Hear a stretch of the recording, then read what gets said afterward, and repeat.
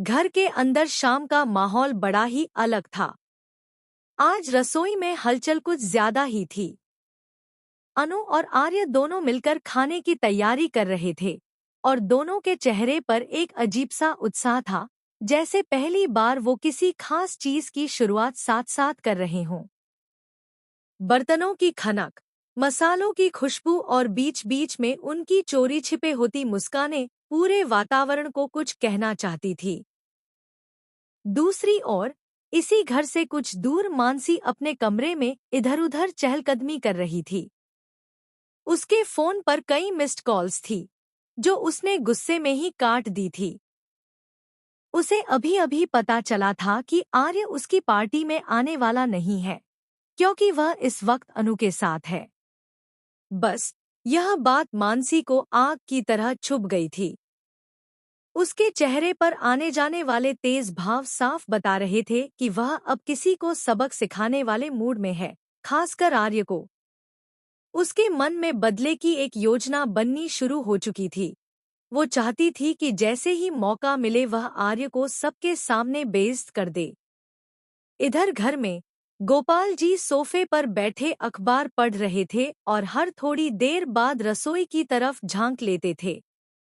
उन्हें लगता था कि कुछ तो चल रहा है, जो उन्हें बताया नहीं जा रहा।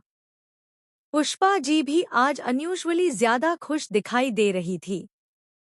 जब भी अनु और आर्य कुछ साथ करते हुए दिखते, उनके चेहरे पर हल्की सी मुस्कान आ जाती, जैसे उन्हें दोनों की जोड़ी कहीं न कहीं रास आ रही हो। इसी बीच घर में एक और खास मेहमान आ चुकी थी, गंगा माई। मोहल्ले भर में उनके हाथ के मसालों का डंका बजता था।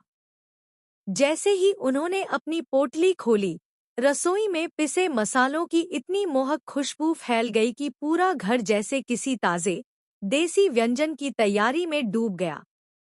गंगा माई प्रेम से मसाले कढ़ाई में डालते हुए बोलीं, बस बिटिया, अब देखना। खाना ऐसा बनेगा कि हर कोई उंगलियां चाटता रह जाए। अनु ने मुस्कुराकर, जी माई, कहा और फिर आर्य की ओर देखा। आर्य भी मुस्कुराया, जैसे कुछ अनकहा दोनों के बीच लगातार गूंज रहा हो। एक ऐसा एहसास, जिसे वो खुद भी पूरी तरह समझ नहीं पा रहे थे। खाना बनाते बनाते दोनों के बीच छोटी छोटी बातों पर हल्की सी नोकझोंक होती, फिर दोनों हंस पड़ते। ये पलों की गर्माहट रसोई की गर्मी से कहीं ज्यादा थी। लेकिन इस हल्के फुल्के माहौल में आने वाला तूफान किसी को भनक तक नहीं थी। तभी अचानक कड़ाही